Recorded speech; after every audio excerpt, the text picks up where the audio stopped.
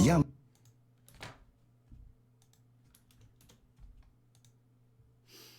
Hello, everyone. Welcome to tonight's entertainment program. I managed to talk about a subject on my channel, which normally I do not talk about. My hatred for corporations. I despise them. Maybe not all of them are bad. Um, but the ones that I had friends who worked there, they're awful. They're goddamn awful, and I don't think they should be made illegal, right? I'm not a communist. I don't think it's a bad thing that they exist, but people should be aware because very little time is spent on criticizing them, and not only that, what's really upsetting is that you go through life learning certain rules from your parents, which are outdated, from the school, which they're also outdated. You learn things that sound great, and you kind of think that, yeah, okay, this is how you're supposed to do things. When you look at the real world, it's really not like that. Um, what you need to know about a corporation is that if you actually, and especially like in the tech industry, right? If you look at the game developers, one and whatnot, they will not treat you as a human being when you enter the company. In fact, HR is going to call you as bodies, like human bodies. You're a human resource. You're a resource for them, right? And a lot of people don't understand that. Like they talk about corporate loyalty and all of this thing. It's like, what corporate loyalty? The corporation isn't loyal to you, so why you should be loyal to it? People say nationalize. See, this is why I do not think that socialism is the solution, because then you turn the entire country into a corporation. The things that I see in corporations right now are the same things that I have experienced in the USSR. Like, it's really that bad that I told you I have a guy that worked at Blizzard, and I asked him if he showed the video I made with, the custom maps games like 6 billion or whatnot. People that are afraid to look at it, they're afraid to look at these videos because they can get in trouble. So you have like this culture of silence where you need to be quiet about things because if you laugh, if you say anything, if you don't toe the corporate line, they even have like language specific to this. It's like you're not a perfect fit. But anyway, right, let me show you something. This is how corporations are now having like this kindergarten rooms for adults. It's just, it's bewildering. And I'm going to show you a little clip once more people join the channel and you'll see what I mean. But it's such cringe. It is. It's like they infantilize the worker. It's just like, what on earth are we talking about? Let's wait for 100 people to join and then I will show you more about what I mean. And you'll see what we're talking about. There's this Reddit subreddit called Our Corporate Cringe, and I managed to get a couple of things from there. And it's like, okay. It's not that this is bad, okay? Like, this is the norm. More and more companies are starting to look like this. Let me see if I can Google and you'll see.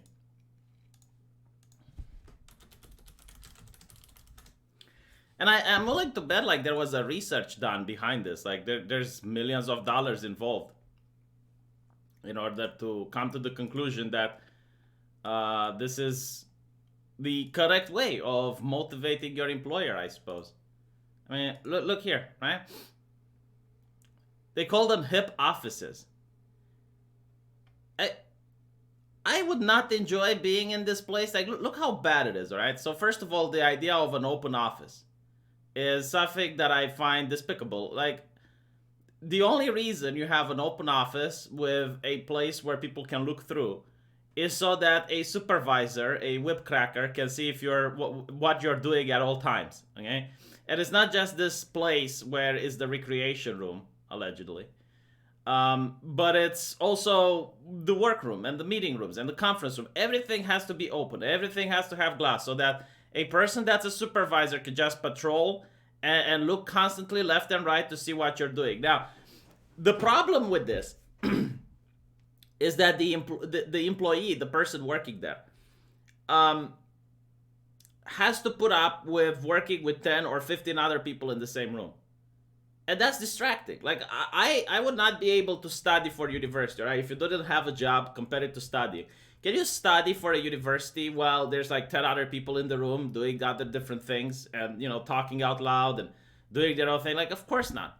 It's distracting. And it actually makes it more difficult. Like, you have to put more of your energy into doing a job that might be simpler of doing had you been able to do it alone and in quiet and in peace.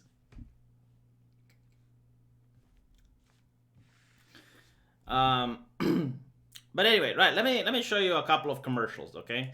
Just so you can know what what I mean. Because a lot of people who don't work in a corporate environment, they really do not understand these things. Let me see if I can find it, because someone sent me a little video. All right, okay, here we go.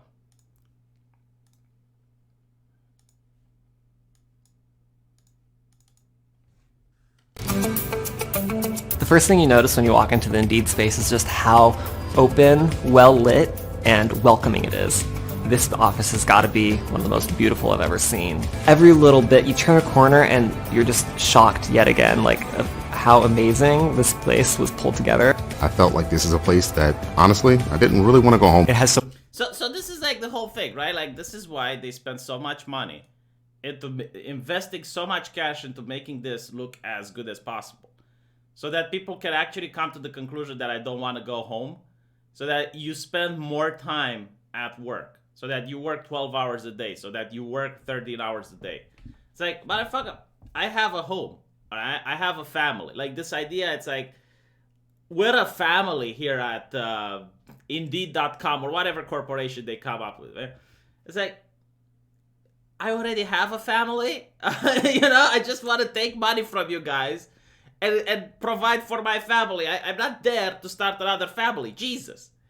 But this is the mentality they want you to have, that you are there in order to be part of a family. So that you spend those extra work hours. Now, there's nothing wrong with extra work. I'm willing to work 10, 11, 12 hours. That's fine. I would put the work, but pay me.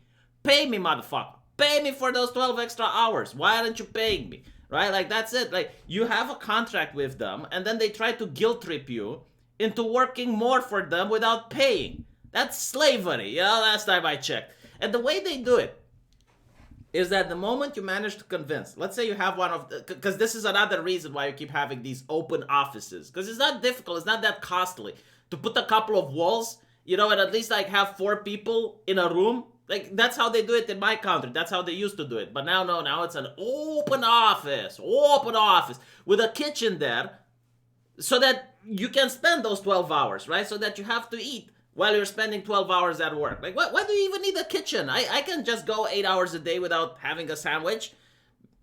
Like, when I see a kitchen in an office, it should already tell you that they want to make you work overtime.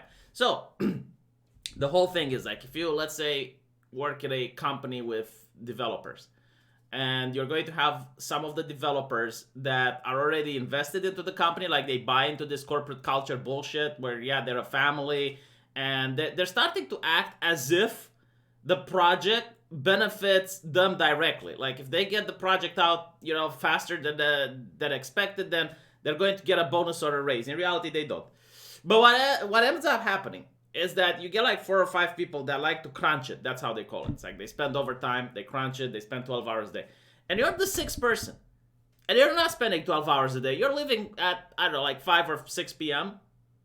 because that's how much you're paid. You walk through the door, you come on time, and you leave. You spend 1 or 2 extra hours, but you still leave. Everyone is going to give you the stink eye, because it's like, well, he gets paid the same as us. Like, why is he not working 12 hours? Why is he not spending 12 hours? And when you do that, then you get called by the HR, and the HR is telling you, like, we don't think you're a fit for the family here. You don't fit with the rest of the guys. The rest of the guys are upset with you. Like, they're not going to outright tell you, like, you need to work 12 hours. No, but they will kind of hint it. They will imply it. They will go like, the other people just don't like you. You need to do something. We don't know why. We don't know why you're not a fit. Like, they won't obviously tell you, but they will imply this. So I really hate the idea of open offices. Also, yes, no Wuflu in Romania yet, and thank you, Stefan.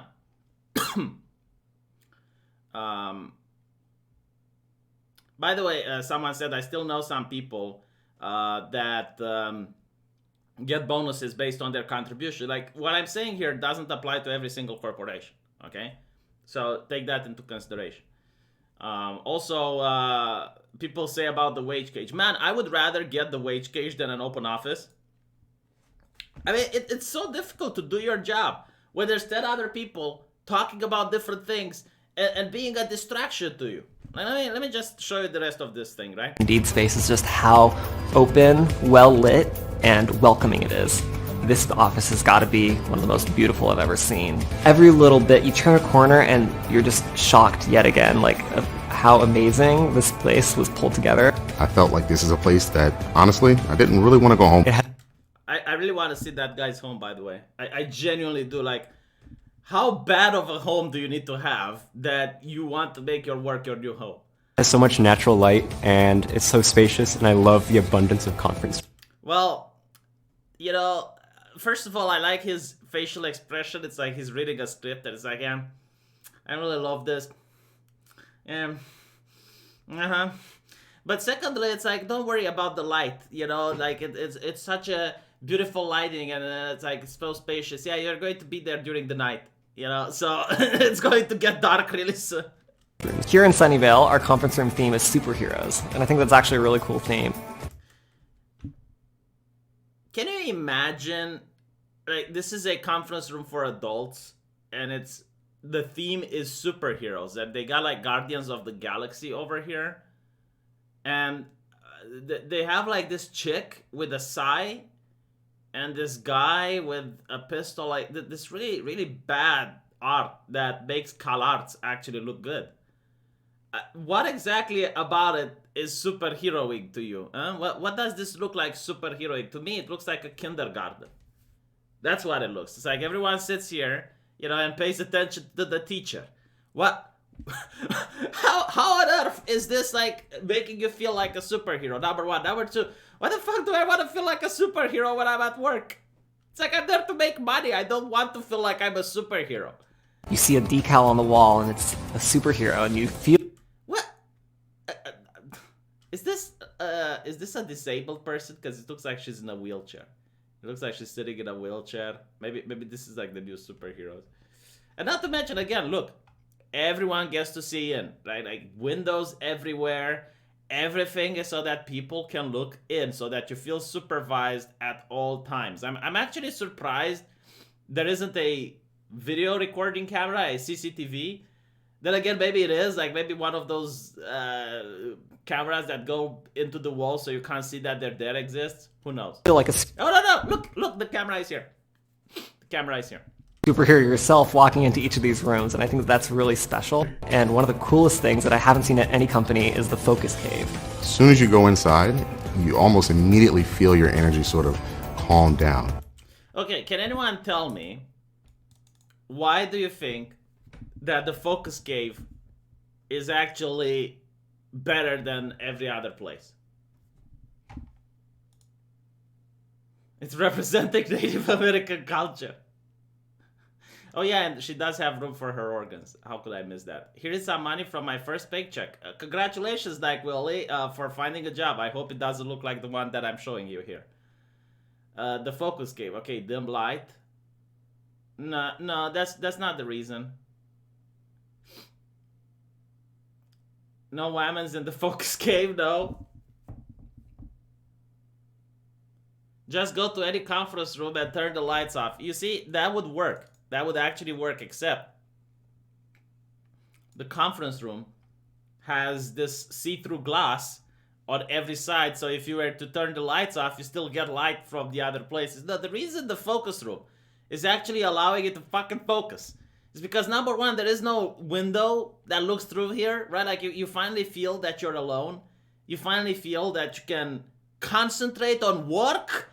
I know this is astonishing for saying this about the workplace, but yeah, if you actually want to go to that work and concentrate on work, going into a room that, you know, is not bright and it doesn't have windows so people can look at you and it's quiet, yeah, that's when work gets done. But again, like, it's not that. Look, if I were to study for medicine right now, and I go in a place where there's a lot of people, like a restaurant or something, I can still study, but it takes a lot more out of me. It takes a lot more energy out of me to do it. I can still, right? But if I'm alone in my room when it's quiet and it's nice, I can study a lot better. And the thing is, as I mentioned, there's two reasons for this. In order to convince you to work overtime and to have those overseers to look at what you're doing. That's why it's open office. And they know that it's more taxing and it's a lot more energy required for the programmer or the developer to type in that code and focus on his job while there's people talking next to him. But I tell you what, you know, they don't care. They don't care. For them, it's like, well, he's just going to have to deal with it. But when all the family here, and it's like, yeah, I don't abuse my relatives this way, you know. One of the coolest things that I haven't seen at any company is the focus cave. Yeah, because other companies do, like this is like that joke with Shlomo. You know, like Shlomo is going to his rabbi and he's complaining that his house is too small and that his mother-in-law just moved in and they're a really big family and there's not enough space. So the rabbi tells him, do you have a goat? And Shlomo says, yeah, I have a goat. It's like, well, get the goat inside. It's like, are you crazy? What do you mean get the goat inside? Like, I'm telling you there's not enough space. It's like, well, do you trust me? It's like, that's why you came to me, right? Okay, put the goat inside. So Shlomo puts the goat inside. And after 1 week, he goes to the rabbi. He's really angry. He tells him, it's like, look, you gave me the worst advice possible. Now there's no space at all. It's like, okay, well, take the goat out now. So he takes the goat out and then he goes to the rabbi and congratulates him. It's like, oh, wow, now it finally doesn't feel like it's a crowded house anymore, right? So it's the same thing here. It's like you take a company and you make it so that everyone feels watched at all time. You make it so that no one can focus and concentrate on work. You fill the room with distractions. And then you create this room that should be normal. That should be like where people should actually go to do work. And this is why the employee comes and it's like, oh, no other company has this. Yeah, because no other company is this asshole-ish to the workers. You know, like everything that the company does that makes it look like it benefits the worker or that they try to show that they care about you, unless they give you some free time or they pay you extra, everything that they do is a double-edged blade. Like everything is done so that it sort of comes out into their own profits. You need to be a moron not to think like this. Even when they give you a raise,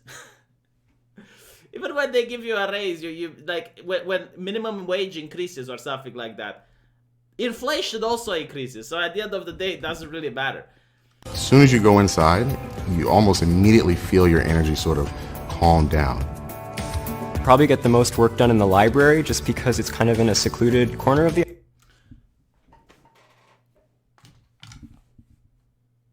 What did he say? Let's listen to that again. Probably get the most work done in the library just because it's kind of in a secluded corner of the... Oh, I see. So it's almost like you're normal people, you know? Like normal people, the way they function is that they're more productive when they can focus. Oh, God. And not to mention like this hipsterish thing, like are these supposed to be chairs? It's like, oh, they look so futuristic. Oh, God. Yeah, they are. These are the chairs. I guess someone in the chat asked, like, if it's a library, where are the books? I think the books are on your laptop, next to the soy latte. Yeah, no, the chairs are designed to be uncomfortable. I don't think I can sit comfortably in a chair like this. They look cool, but they're not meant to be comfortable. And you're going to see like a lot of these things that they look good, they look nice in a picture.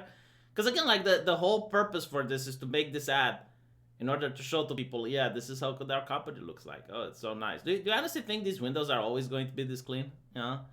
And they show it when it's just empty.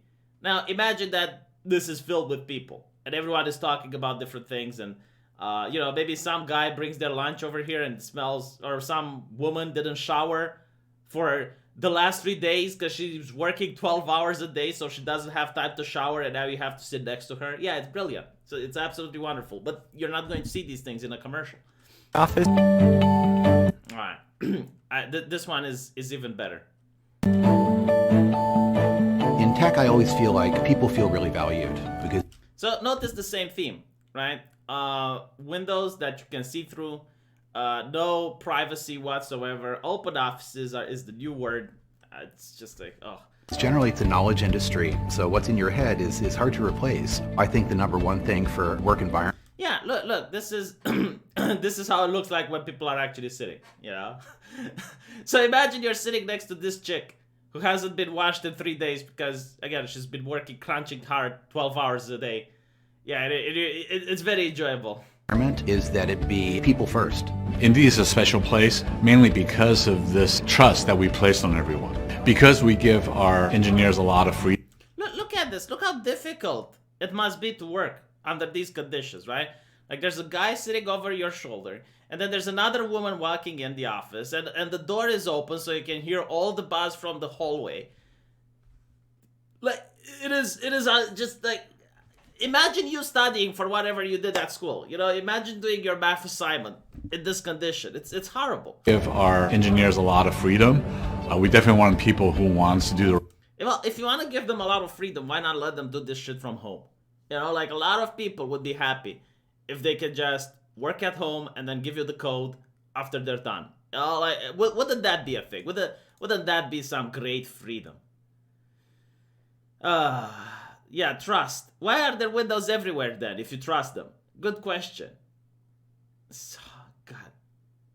They could fit multiple offices in that space. Like, look, I'm not saying that every person should have an office, even though that would be preferable, but let's be honest, you know, it would cost a lot to have an office for every person. But imagine if you would have like an office for 4 people or 2 people or 3 people. That's reasonable, right? This open office where you put like 20, 30 people inside at the same time, it looks just so bad. Yeah, the windows are there for visibility and transparency. Man, I would rather have the wage cage. I would rather have the wage cage, because at least in the wage cage, you get to focus on what you're doing. Let me just bring up the wage cage again, right? Let me see if I can bring it up.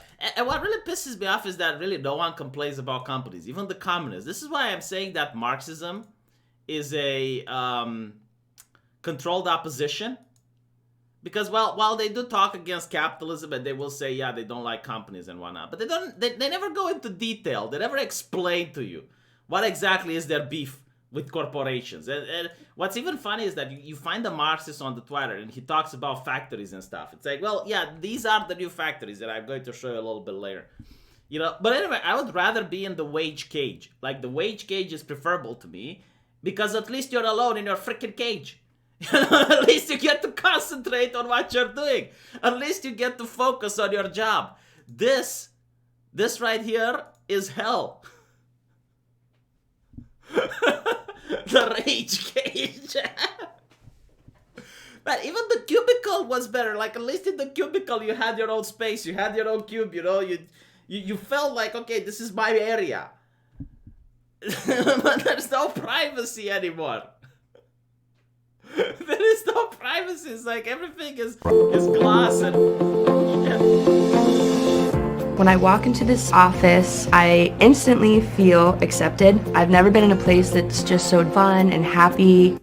I don't want to go to work to be fun and happy. I want to go to work to make money so I can pay my bills.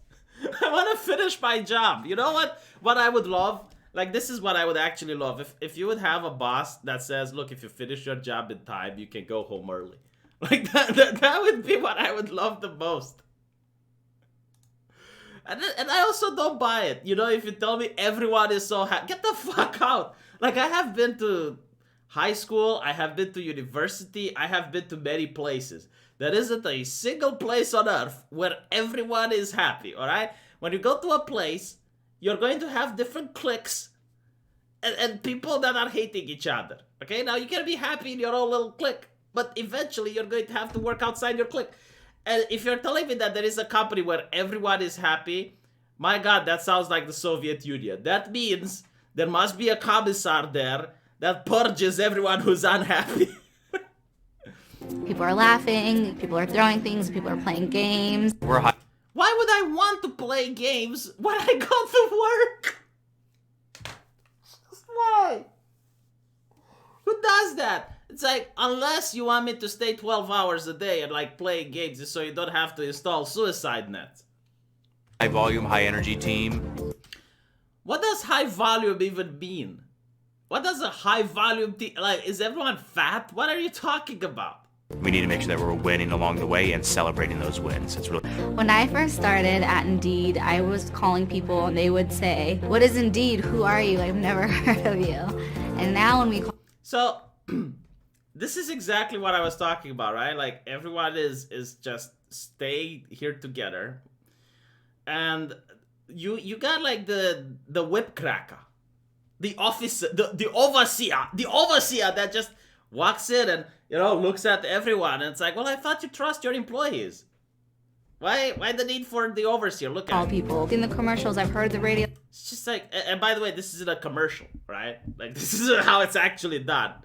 People aren't having as much fun while at work. Like, if you read the Facebook controversy, the one that The Verge published, I believe, where one of their moderators had a heart attack, and no one was moving away from their station. No one was going to help them because they didn't want to be behind on their schedule. I mean, this is hell. This is corporate hell. This is how hell would definitely look like. And the sexist air conditioning as well. And instead of talking about this, they constantly talk about, oh, diversity, blah, blah, blah, blah. So they take away your attention from actual hell. You know, this is what they want. They want to put minorities through this hell. Like, they look at minorities and they say white people deserve better. And then they take minorities and they put them in here. That's why they have diversity quotas and all of that. I can't explain it the other way. Like, these people are the most racist people that I have ever seen. It's like, yeah, the white man deserves better. Here, let's take minority. Boom. Fucking hell. You know, like, by the way, do you know what I noticed? There's not a single older person here. Like, not a single person over the age of 40 is in this commercial. Which means that once they use you, once they abuse you and they use you, they get rid of you. No, seriously, it's like, even like the only person that was elderly was like that Asian guy in the beginning. But everyone here is young. So you have to ask yourself the question about job security when you look at these commercials. I mean, think about it. If you were to have some elderly individuals, right? Like, you got like, I don't know, a 50-year-old guy working there. Do you think 50-year-old people would be able to appreciate this type of thing, you know? Or would they rather just have some place where they can relax? I mean, I already would start gasping for breath if you put me on this torture device. Yeah.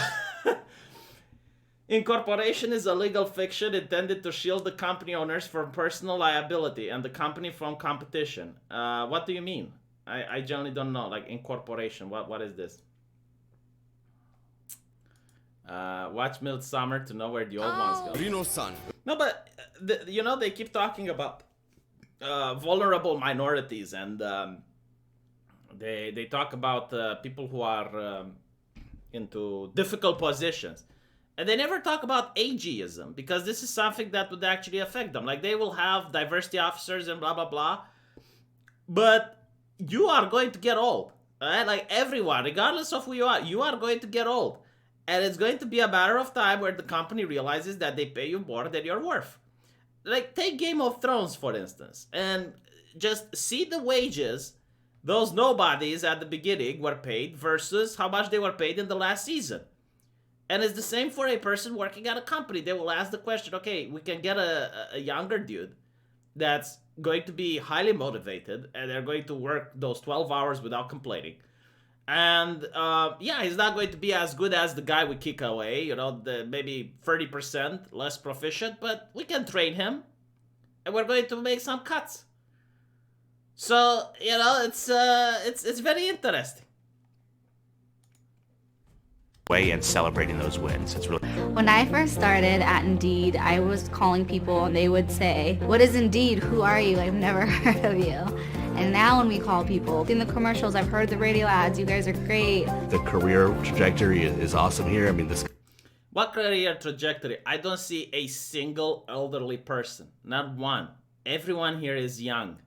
Everyone here looks like they're fresh out of university.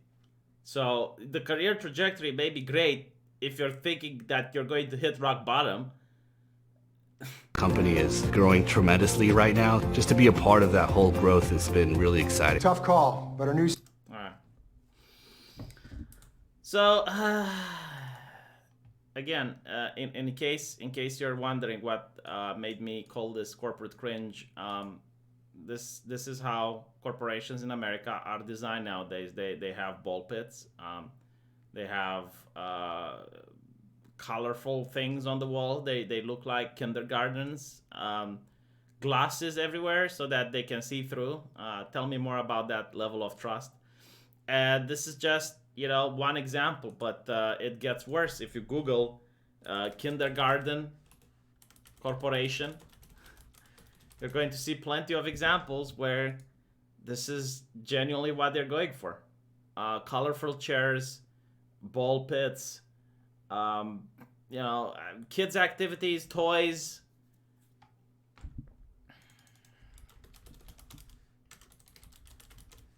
Let me see if I can get another one. Yeah, here we go, right? And by the way, it gets much worse. Look, and compare it to an actual kindergarten. This is just bizarre. Why are they infantilizing their employees like this? Why? Who likes to be infantilized like this?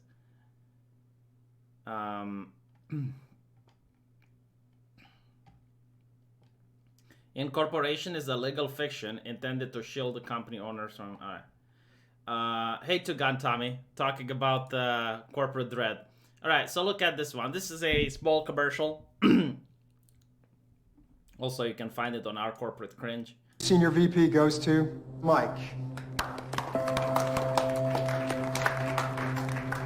This wasn't the first time.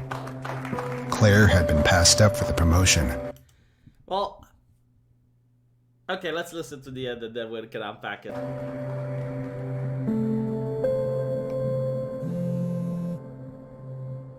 But it would be the last time. So this is like how they outright lie in a commercial. Like if you're working in a company, it's like working in the military. There's only a specific number of jobs that people can apply to. So let's say there's, especially for a startup job, like if you go to KFC, right? I worked at KFC. There were 20 of us in the kitchen. And there was only one position for manager, for junior manager. So only one person out of those 20 would be elected as the junior manager. And do you know who gets the job? It's not the person that's the most talented or the person that's the best. It's the person that knows how to suck cock. And sucking cock is an art, okay? Because if you suck too much, then people get suspicious. And they think you are dishonest, that you're only sucking cock for getting promoted. And this is not the image you want to transmit to other people. But if you're sucking cock too little, then you are not sucking enough cock. So what ends up happening is you don't get the promotion and you still suck the cock. So it's a very important art of balancing the right amount of cock sucking in order to get the promotion. Now, in this particular instance, this lady is upset that she didn't get the promotion. It's like, and they say, well, it's for the last time. It's like, get the fuck out. You can't promise that. There's just too many people that are waiting in line to get the promotion. And you don't even know what they're looking for, because like working hard and getting your job on time might not even be what they want.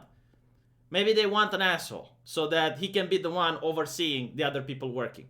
Because think about it this way, right? This is something that they don't teach you in school. And this is why I keep telling you that real life is actually what they teach you in school that it's wrong thing. And what you're trained to think that it's wrong is actually what's right and what works. So think about it this way. You're the guy that spends 11 hours like a moron working hard and doing your projects on time and not visiting your family. Your work is your new home, okay? Why on earth would they ever want to promote you? If they promote you, now they have to hire someone else that's not going to work 11 hours. That's not going to do their projects on time. That's not going to be as good as you. So no, they're not interested in promoting the hard worker. They're interested usually in promoting based on personality traits. Maybe you have charisma and you can impose yourself on other people. Maybe you're the type of person that respects himself and thus gets other people to respect you as well. So, you know, they feel bad if they don't finish their quota on time. Like, this is what you need to think, like, what position are you going for? And what talents are they actually looking for? Because if, as I get the example with the KFC, you might have been the best chef in the kitchen. They don't want to risk losing the best chef in the kitchen by putting you to do paperwork. Because that's what the junior manager would do. You know, he would supervise everyone, but he would also have a lot of paperwork to file. And if they take the best chef in the kitchen and puts him behind the desk, they lose the best chef in the kitchen. So that's why you shouldn't be the best at your job. You should be the 80% at your job, never the 100%. Like, here's another example, right? Let's say you just got hired and you want to prove yourself because you're a moron. So you go to work and you put 150% in it. Like, you spend overtime, you're trying to impress, you know, you're doing your utmost best there to just deliver all the projects on time, and you go to colleagues and you do some of their projects to help them out. Like, you're the best guy ever. Well, what happens is that now you set the expectation, especially in the beginning, because that's when the manager is going to look at you, you know, and see what you're capable of. And you're not going to be able to be at 150% forever, because you're going to burn yourself out. You're going to tire out. So what ends up happening is that as you're burning out and you're not giving that 150%, they're going to come in and they're going to have a conversation with you. It's like, well, this is not what we expected. We blah, blah, blah, blah, blah. And it's very difficult from that point to start pulling back. They don't teach you this in school. They want to promote psychopaths. No, they usually want to promote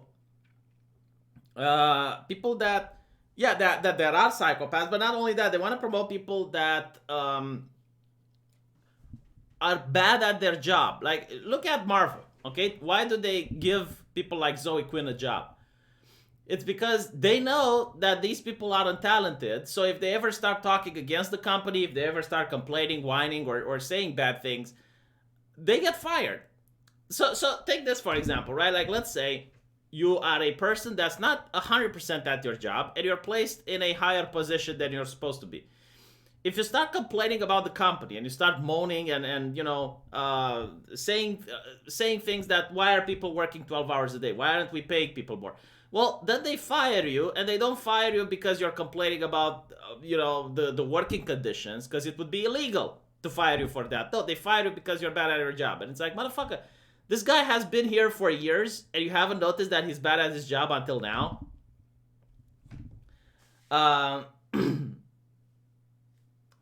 would never want to do my boss's job. Yeah, that's another thing, you know, like it for some jobs it takes a level of psychopathy, if you will. Like, just make sure that the person isn't quite right here in the head in order to be able to constantly fire people and know that the guy is having family problems at home, but you're making him work extra anyway because that's the company goal. Oh my god. Anyway, let's go even further because there's a lot more juicy stuff coming. Upload your resume on Indeed. I think this is like the first elderly gentleman that we get to see in these commercials.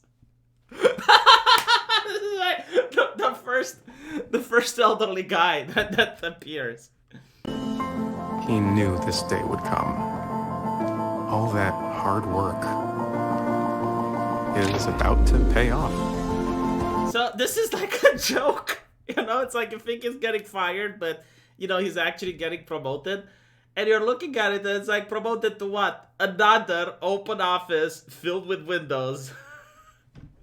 But you get an overseer that gets to walk through the rows to see if you're not slacking off a little bit after 12 hours and a half of work. Upload your resume on Indeed. Oh, God. Being a machinist was a lot of fun. I got to create. I got to make things with my hands. The only problem was it wasn't exciting. So when my machining temporary contract ended, I found myself unemployed and with a baby on the way. So,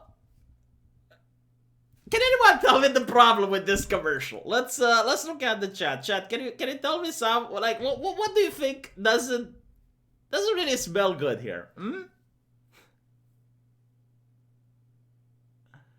Why are you pregnant? No. Was a lot of fun, but was excited? No. He's gay? No. Temporary contract? Mom, someone is getting close.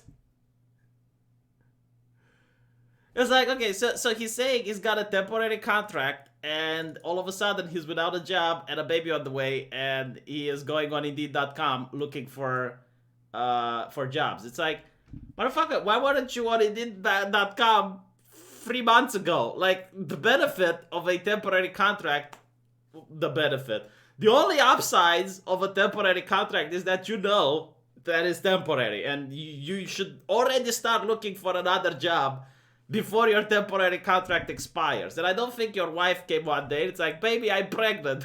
You know, like the day you got fired. It's like, the kid is coming on tomorrow. It's like, oh, I thought you were just fat. No. You know, like... And they put this into commercials, and I'm thinking, like, these commercials are for morons. Like, seriously, you know, who watches a commercial like this and doesn't cringe? That's actually when I got on Indeed the very next day. Former coworker might even be your boss one day. So let's dissect what it looks like to not just leave a job. Okay, so this is a training tutorial on how to leave a job. Okay, because you definitely need training on how to leave a job. This is just like... And by the way, like, you need to take into account that this training is made by a corporation. So everything that you're going to see here is what benefits a corporation. It's like how to do minimal damage while leaving a company. And take into account, this is not equal. All right? You're not on equal footing. A company can fire you tomorrow if they want to. They're not going to be nice about it. They don't have to be nice to you in any way, shape, or form. But you have to suck that cock even when you decide to leave. But to leave a job well. Meet Ted. He's a sales... So, this is so bizarre. Like, I never understood the laugh track here. It's like, let me get it back. Because throughout this whole thing is just one laugh track. Like, there's no other laugh track. It's like, oh, look, the employee. He wants to quit. Well, meet Ted. He's a sales... What is funny? What is funny about Ted? I just don't get it. What is so hilarious? It's like, okay, Ted is quitting his job. Jesus. Oh, God. Director at an e-commerce company and just accepted a new role in the publishing industry. Before making any moves, be honest with yourself about your reasons for leaving. Writing all of them down is a good place to start. The fuck writes that? Like, this is what I hate, you know, when psychologists tell you, write down a list, write down a fucking list. Motherfucker, if I want to quit my job, I already would know why I quit it. You know, it's not like something people wake up one day and say, God damn it, I'm quitting my job tomorrow. Is this happening? Like, is it, you know, or are people like having grievances for quite a while and they already know why they want to quit? This helps make sure your decision wasn't made on the spur of the moment. It's like when I quit my my work at the hospital, like, I knew it's like, okay, I'm not paid well. They want to overwork me. I can make more money on YouTube. Like, okay, I didn't need to make a list for some reason. I guess I operate different than other human beings. I already know. It's like they want to treat me as a slave. They're going to work me as hard as possible, pay me as little as possible, and I can make more money by myself. And I can also keep the door open. If I ever need to go back into the medical industry, I can just take the exam again, and I'm going to go back again. And it's like, okay, I don't see a downside to it. Like $300 per month. Okay, that's a little bit too much. 32 hours workload. Yeah.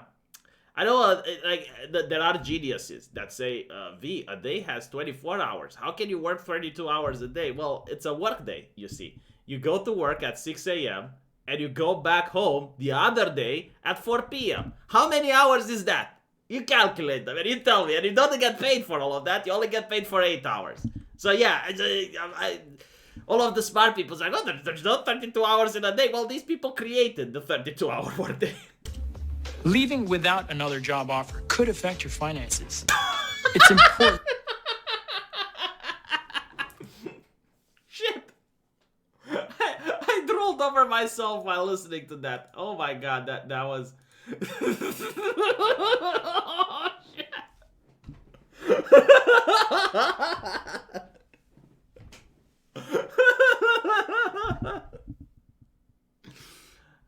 V, should we just go full on Candid and start working this?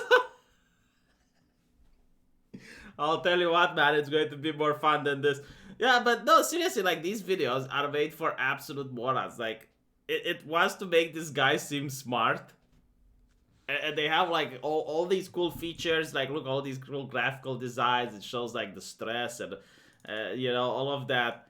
But you're not actually saying anything. Like, what the fuck is this? Be honest with yourself about your reasons for leaving.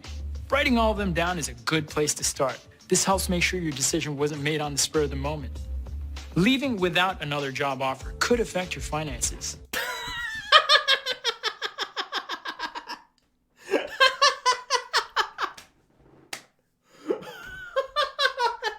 Being unemployed could affect your finances.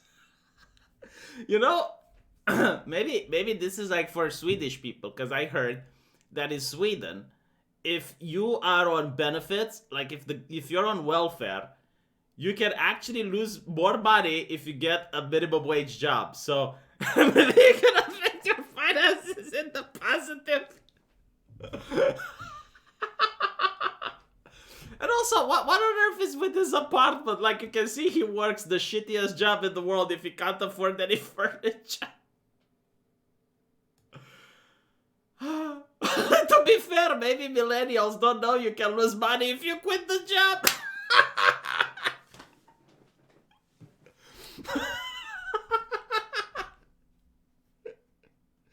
Oh, another one. Ted poops in the street now. This should actually be a really good one for California. Yeah, it's like, losing your job might end you up pooping in the streets. I think that the fecal matter on the streets. It's important to keep these things top of mind to manage stress. After you've written your reasons... No. Hold on. Let's back it up. This is too good. Job offer could affect your finances. So, leaving without a job offer could affect your finances. It's important to know these things so you can keep a minimum stress. Motherfucker, if I'm going to end up pooping on the streets, wouldn't that stress me further?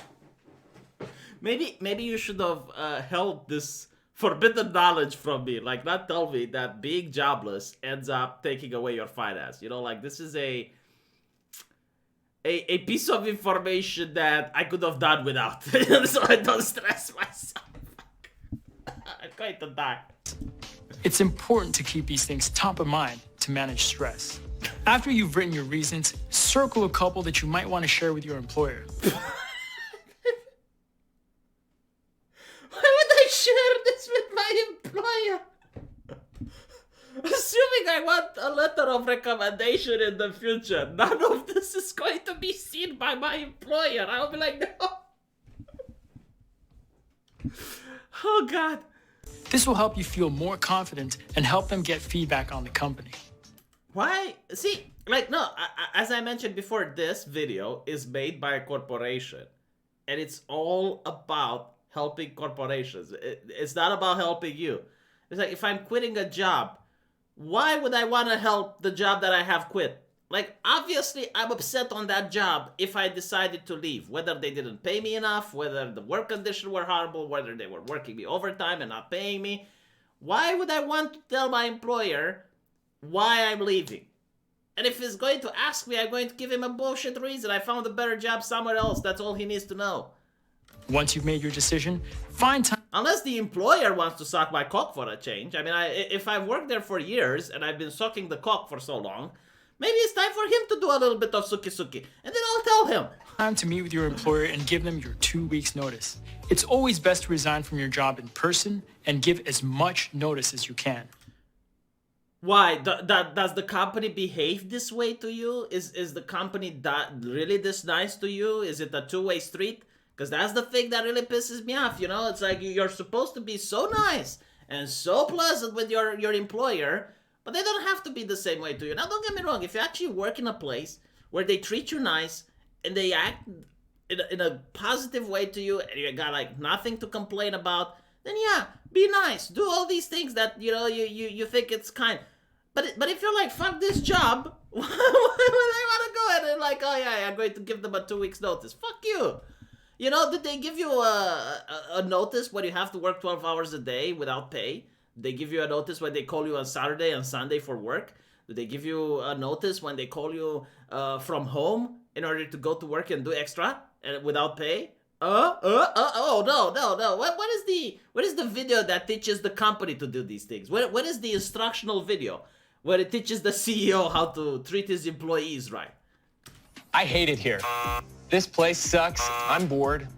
This is also not constructive. Like, you don't want to do this either, right? Like, for a company, you're a faceless person, right? They don't know who the fuck you are.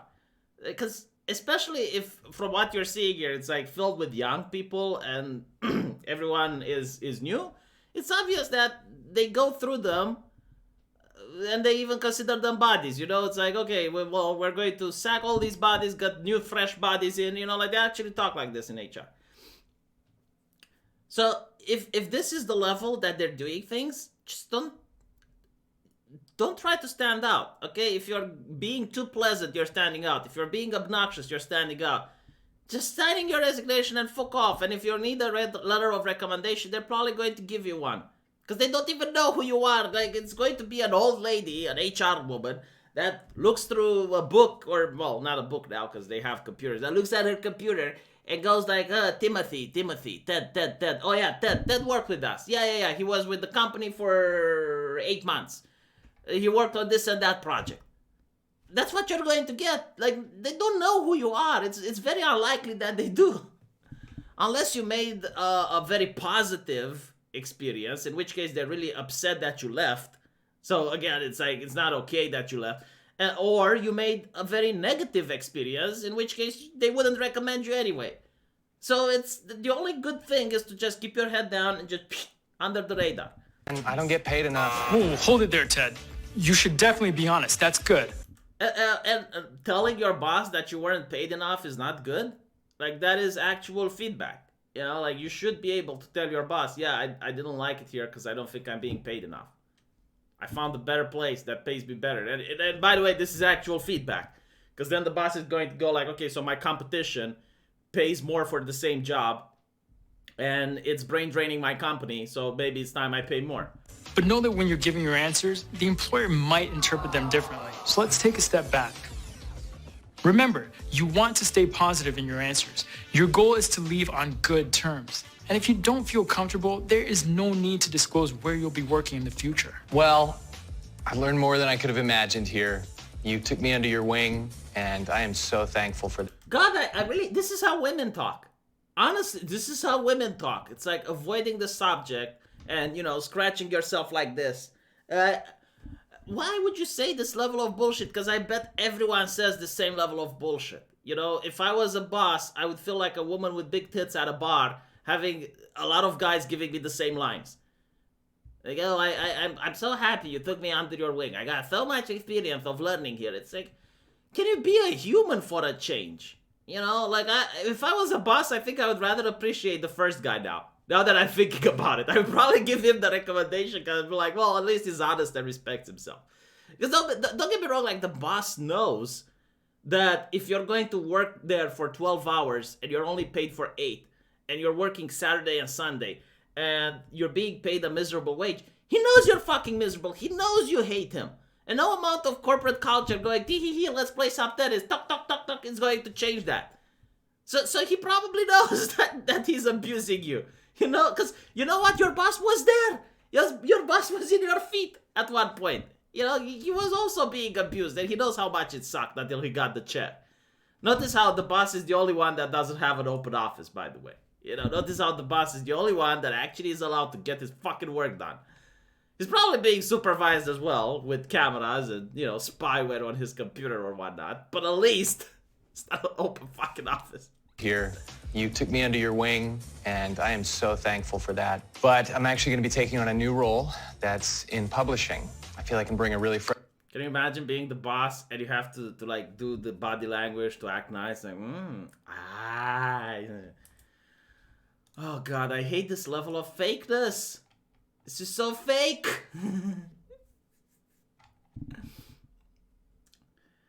They showed the relationship between employer and employee as a relationship between daddy and BDSM.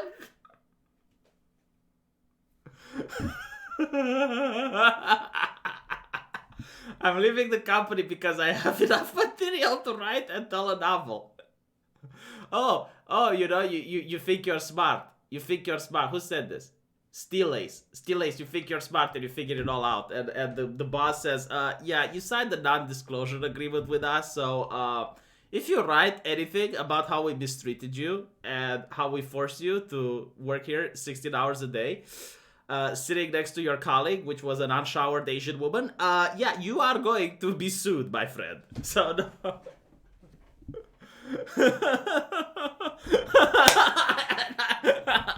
Male boss. I could see the money thing. Female boss. Our wages are in line with industry standards.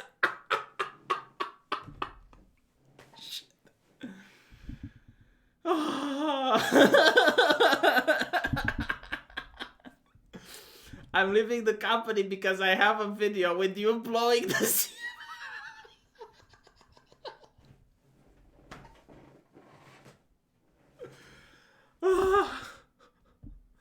By the way, do you know why they jazz hands? Because I actually found out.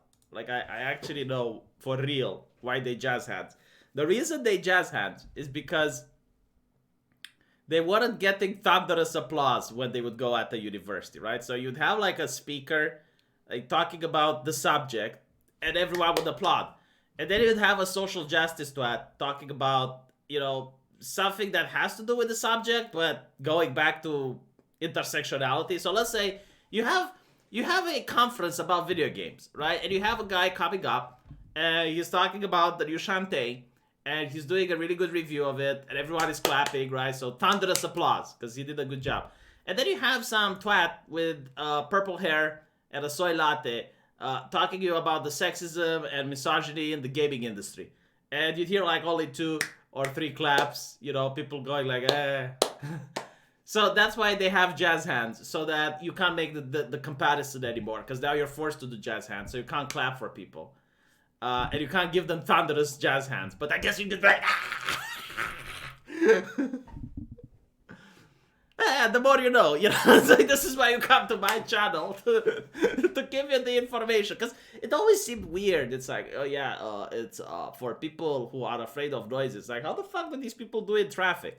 You know, it's like, are you having an army of ex-Vietnam soldiers that are there? I am high on energy, by the way, lunatic. So let's go back to the high volume, high energy team. fresh new take there, and they're giving me the reins to build a team from the ground up. You deserve to have your own team. It's about time. Good for you. If he deserves to have his own team, why the fuck didn't you give it to him?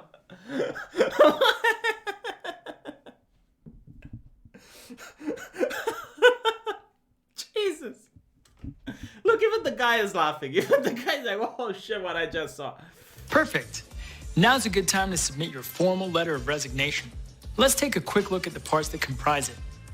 Time and date, address, statement of resignation, last day of work, statement of gratitude, next steps or important information.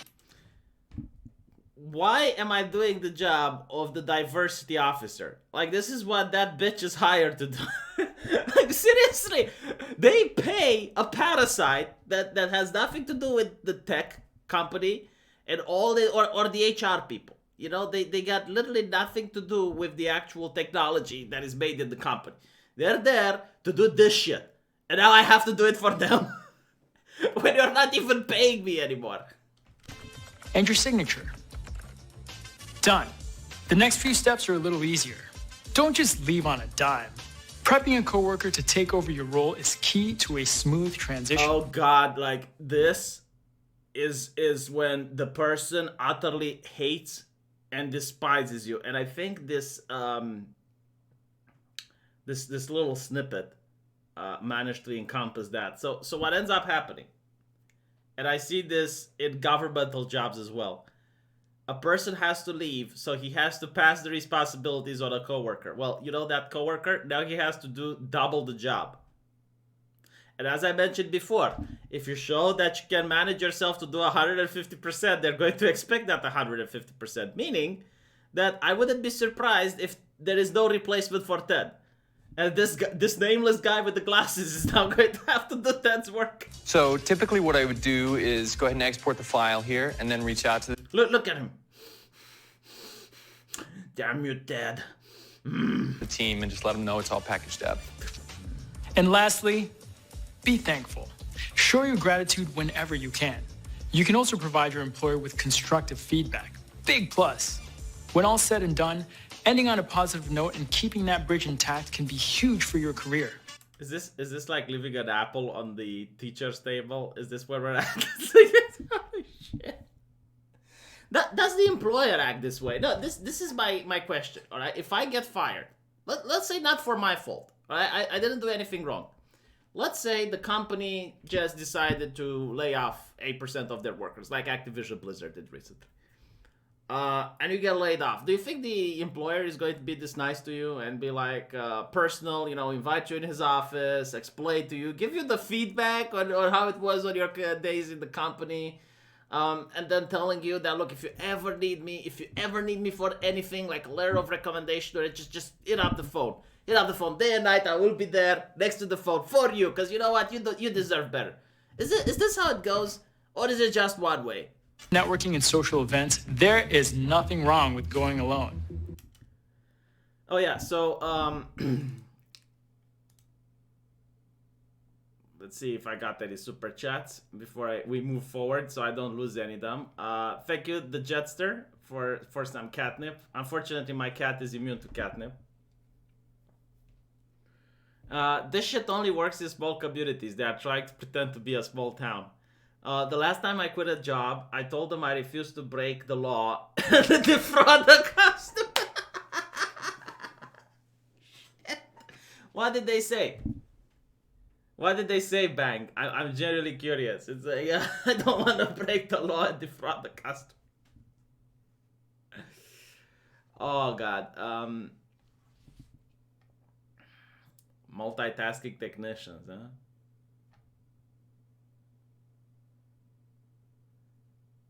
Last time I quit a job, I just walked out. Yeah, it seems the normal thing to do. Unless you got a contract. Like in my country, a lot of jobs, they do have a contract. And they do ask you to give them like 20 days in advance notice. But usually if that's written in the contract, then the company gets to give you a 20 days in advance notice. So that's fair. Like if it's a two-way street and they're going to act the same to you, sure, why not? But otherwise, no. You will get invited to mass meetings and someone will just say that you are fired with some nice words. Yeah, that's what really sucks. I really hate mass everything, like mass interview, mass meetings, like these things, they're so out of time. Like I would rather get a private email, like I would rather get an email by a bot that's sent to every employee because it feels a little bit more personal than a mass meeting. It's just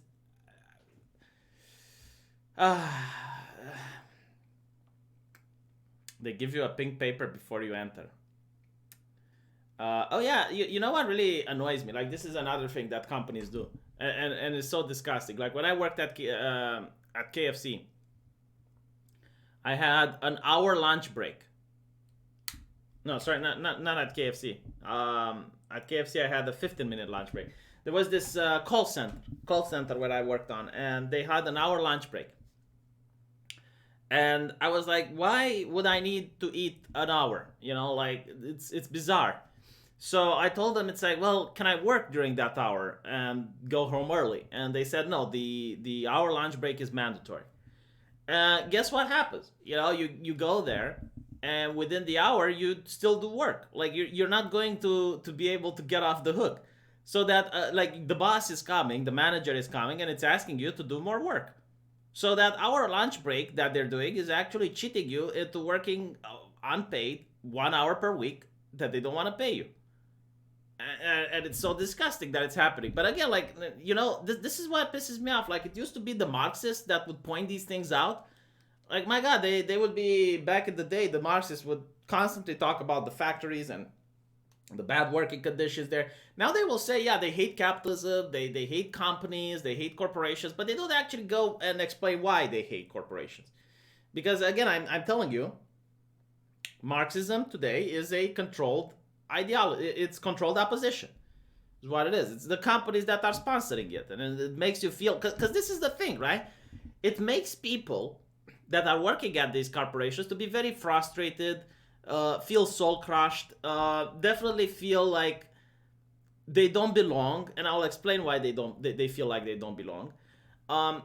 And they want to vent. They want an ideology that they get to criticize and complain. So yeah, here you have like cultural Marxism or whatever, where it distracts you from the actual problems, like why isn't there any old person working here, and to why aren't there enough gay people working here? You know, and having more gay people working there doesn't tow the company finances. They don't care. Like, they don't lose profits if they hire more gay people. They lose profits if they allow elderly people with more experience to work there for a decent wage. And the reason they don't feel that, they don't feel like they belong, is like, if I am going to a job and I'm trying to concentrate to get the work done, and there's noise around me, and, you know, there's a ball pit, and people that are having fun, they're pretending to have fun. I don't know if they're pretending or not. To me, it looks like they're having fun, and I'm wondering, like, why I'm not like them. But in reality, the reason they're having fun is so that, you know, they don't get into the gayful glaze of the diversity officer or the HR department. So you have to pretend like you belong. You have to pretend like you're happy. You have to pretend like you're part of the family. And no human being is happy after working 12 hours a day and not seeing their kids the whole day. No one is that happy.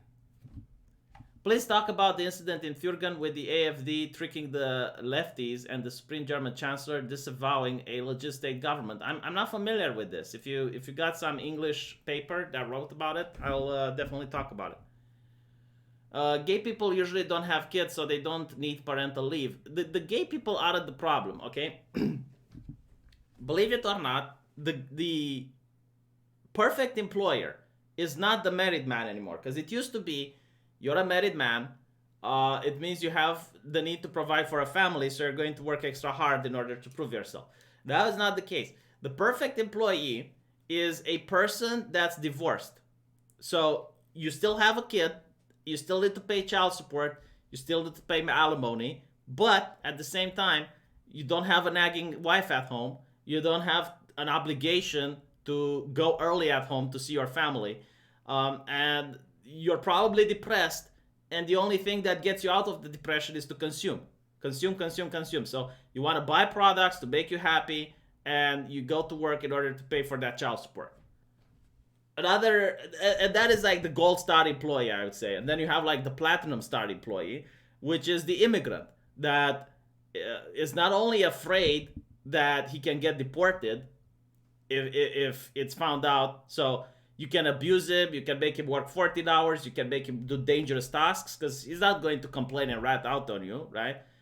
Because he can get deported. He has family back home, so he has to send money. That is the perfect employee. Like, nothing you do to him, no matter, you put him in the wage cage, you do the most obscene things to that person. He's not going to file a complaint. He's not going to press charges against you because he's illegal. The moment he does that, he's going to get his ass deported. This is why I firmly believe that if you were to say a legislation, every single person that comes in America becomes a citizen, You would see the left oppose it. Because, believe it or not, the corporations wouldn't want that. They want the person to be stuck in limbo, to be in the country, to work in the office, but at the same time to have the Damocles sword over his head and think like, okay, if I make a complaint, if I say anything bad, then I can get deported.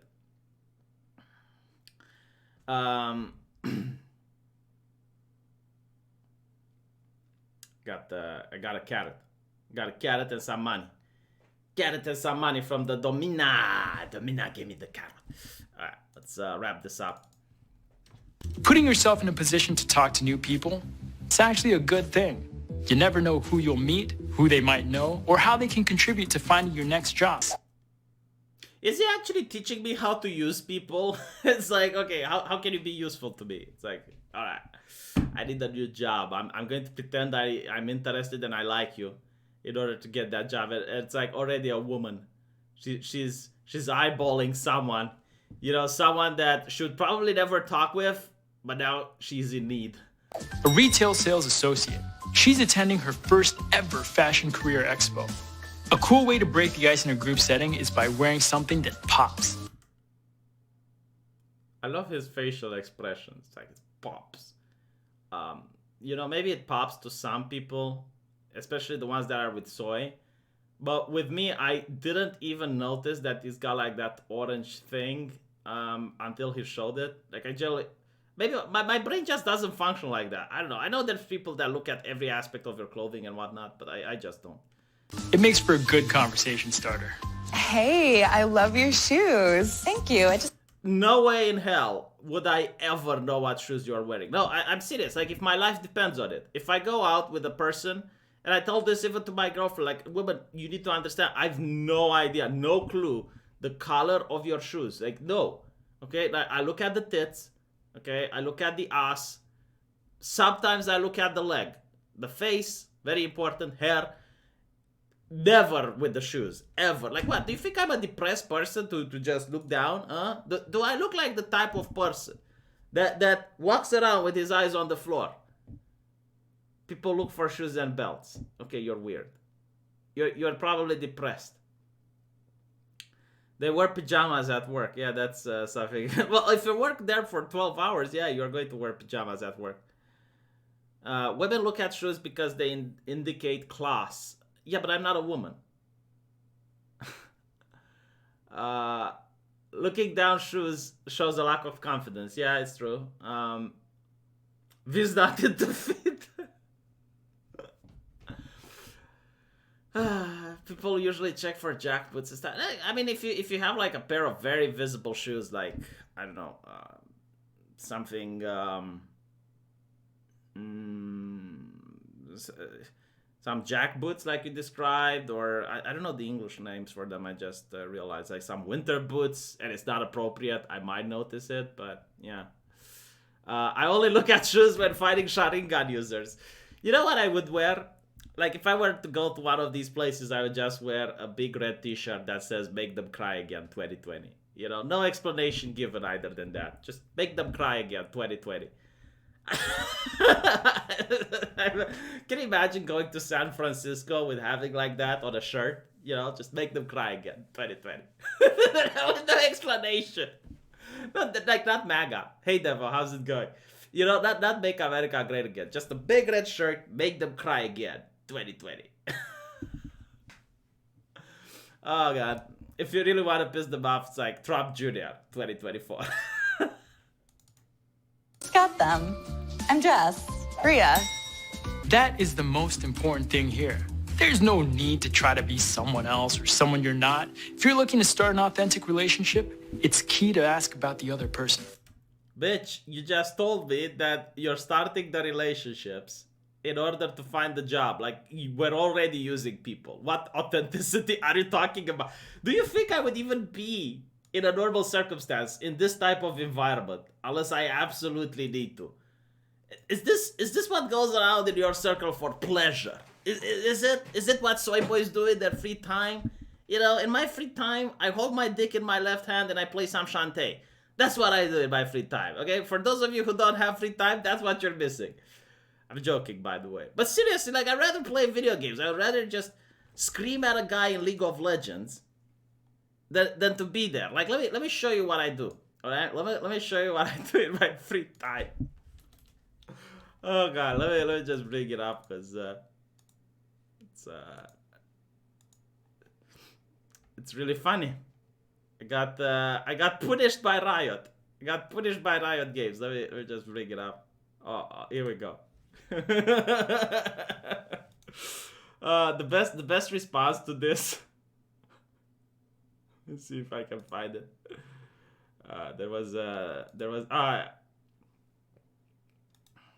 They changed their avatar. It was an anime girl that looked shocked and scared. And it's like toxic. This was me, alright? So I've been a naughty boy. This is in my free time. This is what I should put on my resume. It's like flaws. I'm toxic. 10-game chat restriction. Your account has been chat restricted because of a player reported chat logs. Your honor level has dropped and you lost access to free rewards. The way out of the penalty box is to consistently pay to win without going aggro in chat. Well, fuck me. Have you seen some of your players, Riot? Have you seen some of the people in your fucking game? You play it without getting aggro. Jesus Christ. After serving your penalty and showing focus on staying cool, you'll get a notification unlocking your rewards again. Other players judged your comments. Well, okay, other players are wrong, by the way.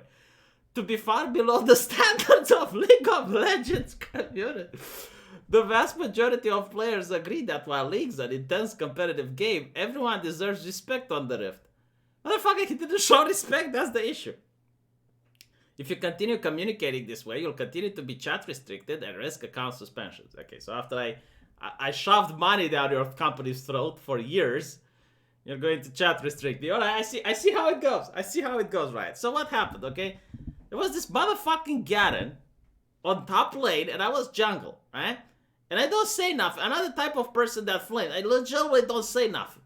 And I'm going bot lane, I'm doing the kills there, I'm taking the dragon, I'm taking the river, and all of a sudden Garen is moaning. He's moaning from top. And he starts flaming me because I don't go there and hold his hand in order to help him win the lane.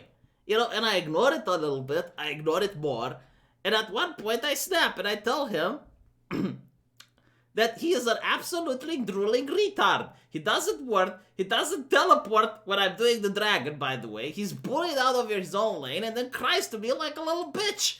And then he tilts my team, me and the AD carry, like a goddamn moron. So I'm offering positive feedback, okay? I'm improving the League of Legends community. Me, I'm there in order to make a positive turn. This is what I would write on the resume, right? I'm giving constructive feedback. What do I get in return? What do I get in return? I get a chat restriction. That's what I get. I'm bringing the truth bomb in the Riot. I'm doing it. Fucking hell. I wish I would have that replay so you guys can see. Oh, yes, you know, it really annoys me that you have these people that are so toxic, and all they do is like try to play a fucking game, and all of a sudden it's like, oh, they start flaming you. You know, it's like you maintain your cool until you explode, and you try to explain to them, look, you're not faker. You're not doing your best on your fucking mind your fucking lane. Just mind your fucking lane and shut the fuck up.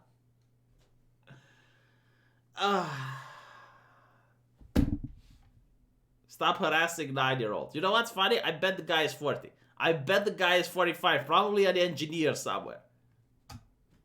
Either that or he browses through the chat boards because he was too autistic. I did get kicked, yes. What do I have against engineers? Nothing. I just don't want to play LOL with them. Do you want to play League of Legends with him, Matt Wilkerson? Do you want to play League of Legends with me? You wanna get play? Huh? You wanna? I'll do jungle. What's your role? Come on, man. Do you want to play League of Legends with me? Look, see? Engineers don't want to play League of Legends with me either. So it's a mutual beneficial understanding. When it happens that I play with an engineer, this is the result, man. This is the result. This is what I get for playing with a fucking engineer.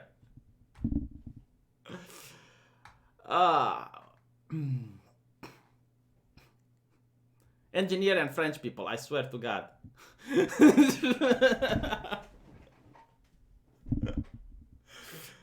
French people are some of the worst, all right? No, I mean, I can go through some of the people that I dislike playing with, and people will call me a racist because apparently playing with me is a human right. But yeah, no, when it comes to playing video games, competitive video games that are team-based, all right? So if it's not team-based, I don't mind playing with these people. But if you're in my LoL team, I hate playing with French, I hate playing with Mexicans, I hate playing with Russians, and I hate playing with Muslims. Why? Because they don't fucking speak English. Good luck coordinating in a game with someone that doesn't speak English. Number one. Number two, French people always tilt. They always fucking tilt. I remember when I was playing StarCraft with a French person, do you know what they do? They always start pausing the game when they're about to lose. They start moving their base here and there. And you might say, well, V, come on, you're being a little bit stereotypical. Motherfucker, why was it always the time that I would ask someone, where are you from? And he would write those two goddamn letters, FR, on my fucking screen. They would act like a fucking savage when they lose. And when they win, they would like stuff it in you. It's like, I noob, you lost. It just, God. Am I the only one? Like, see, again, like, if this is just a stereotype, why are there so many people in the chat understanding me? Why aren't there people in the chat going like, no, V, I have completely different experience than you. Some of the best mates that I play games with are French. Who does that? Who has a French person on their Steam account and they enjoy playing video games with him? Unless you're from France. You know, maybe French people understand each other different. But seriously, like, who does have, like, this French friend, you know, like a pen pal, from France, and you enjoy playing with them? They don't even speak English.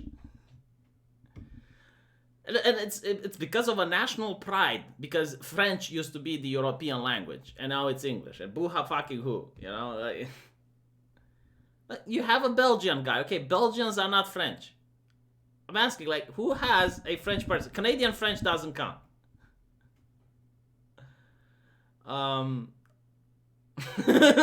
Seriously. You had the French friend for a while. She was cute as fuck. Again, girls don't count. Just a guy, a French guy. Do you have a French guy in your Steam if you're outside of France? It is like, okay, this is the friend that I hit up whenever I want to play some games online, some multiplayer. See, everyone is trying to make up with excuses or to weasel out of the questions. Like, oh, I'm half French. Oh, I have, like, this French chick. I'm like, okay, I don't care that you're seduced by the tits, man. I'm asking, like, do you have an actual French person, right? French, male person, full-blooded French. Yeah,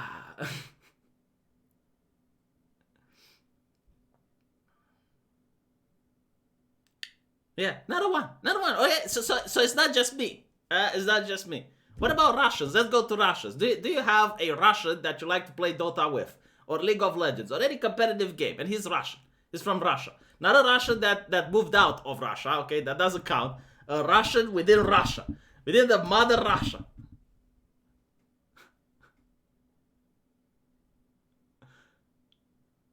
Okay, so on the scale, we have two people that do have Russian friends, which means that Russians are more sufferable than the French.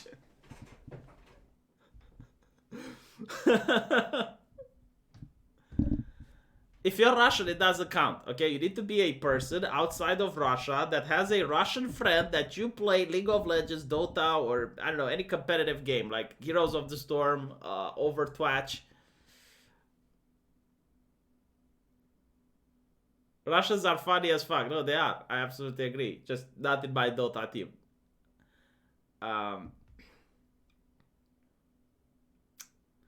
It's not that I hate the French. Just I don't want to play games with them. Can I choose not to play games with French people? Is that too much to ask? Is that a human right to play games with V?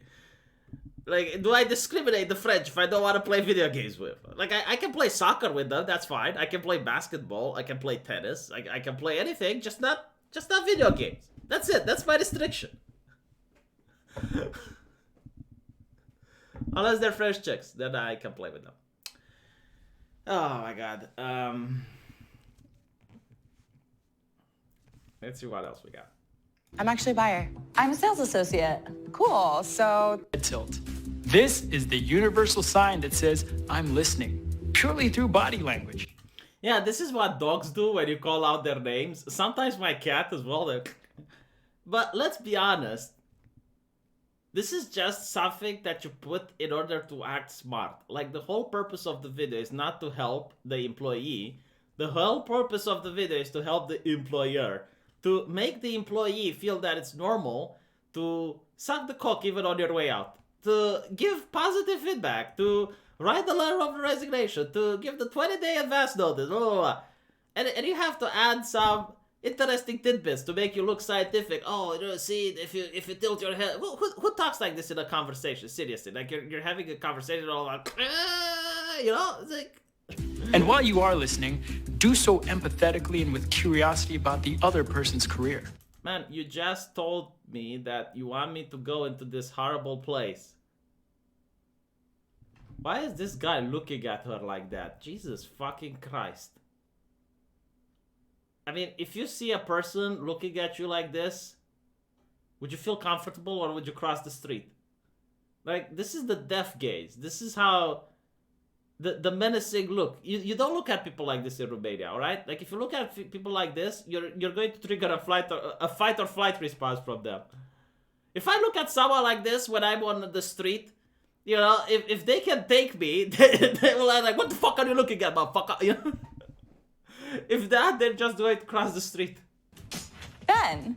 Oh, just recognizes something. See, no, yeah, okay, like the smile, yeah, this is how you actually look at people. Yeah. This is more acceptable. I agree, but not like. Ben. Oh, just recognizes someone. That is what happens when you research your connections. This can help you focus your energy on talking to the right people. I haven't seen.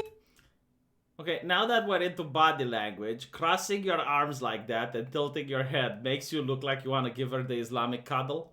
A little bit, the Islamic snuggle. Like, this looks a little bit too much. You know, don't cross your arms like this when you're walking towards someone. It makes you look bizarre. Since we work together, how? It's almost like he's about to eat her or something. Like, look.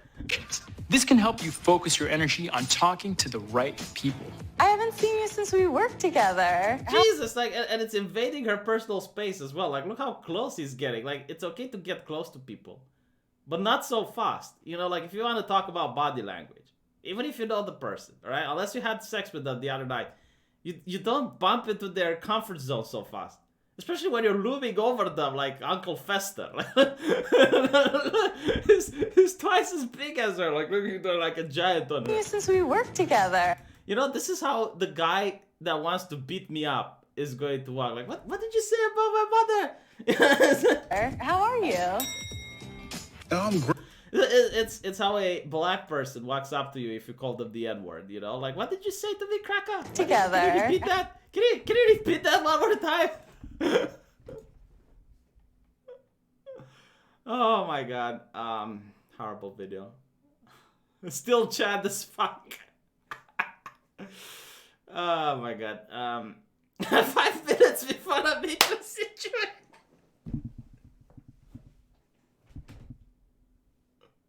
I should dub this. Yes, I think I should.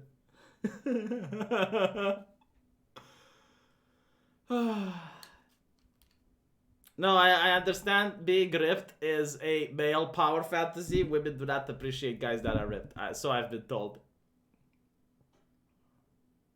This is why I'm moving towards running my own business. Man, I'm telling you, there are advantages and disadvantages, but I don't think I'm fit for the corporate world. See, this is why I love med school. If anything bad happens, I go back to the hospital, and I don't have to deal with this shit. Like, I don't have to deal with any of this bullshit. There's other bullshit that you deal between doctors, but nothing like this, you know? You don't have, like, open spaces with open offices with windows everywhere so that people can see everything. No. This video is how you make American Psycho and Fight Club, huh? Now stalking people is researching that.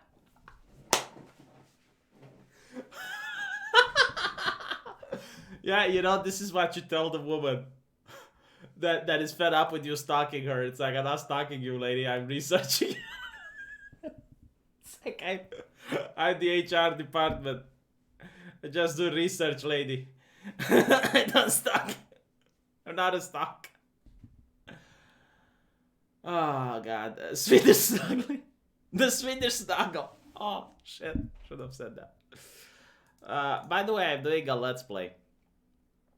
Let me show you what I'm playing. In case you want to see.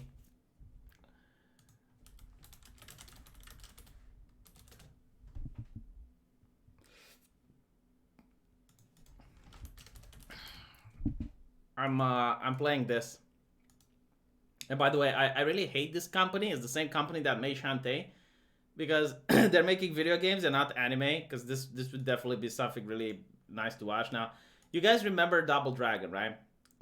Double Dragon has a sequel, which is called River City Girls, and it's the same universe. But instead of the guys getting kidnapped, instead of the girls getting kidnapped, now the guys are getting kidnapped.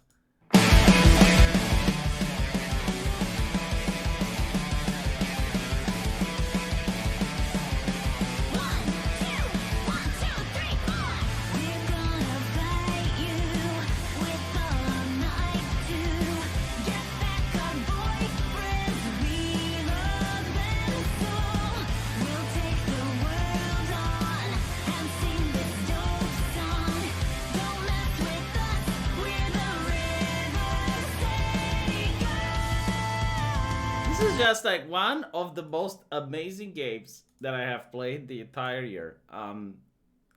It's so simple in its execution that it's just amazingly good. And the best thing about it, believe it or not, is the menu.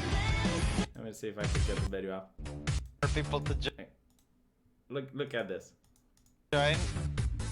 Why do you want to dice skate for him? So in the menu, if you go like 2 players or 1 player, look at this one here. From the creator of Shantae. And Oh, wow. it looks fucking amazing. Look. So yeah, I'm going to be doing a let's play of this, and if you guys want to check it out, then feel free to do so. Apparently Sargon is streaming, so I guess I should be heading out now. And thank you guys for watching. I'll upload something on my secondary channel today. Hopefully a video on my main channel as well. Talk to you later.